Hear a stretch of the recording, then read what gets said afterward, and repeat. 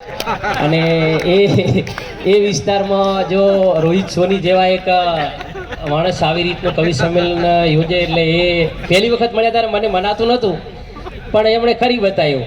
કારણ કે એમને અઘરા રસ્તાઓ ઉપર કેડીઓ પાડવી એ એમનો શોખ છે.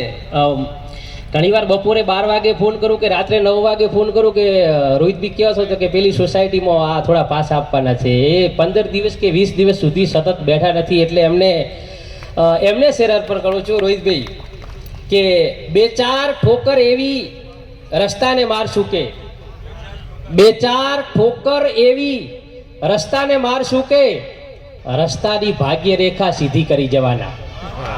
2-4 ઠોકર એવી રસ્તાને મારશું કે રસ્તાની ભાગ્ય રેખા સીધી કરી જવાના. એ મહેંદીનો રંગ થઈને જે શ્વાસમાં ભળ્યા હતા, મહેંદીનો રંગ થઈને જે શ્વાસમાં ભળ્યા હતા, રેતીની જેમ એના કિસ્સા સરી જવાના. મહેંદીનો રંગ થઈને જે શ્વાસમાં ભળ્યા હતા, રેતીની જેમ એના કિસ્સા સરી જવાના.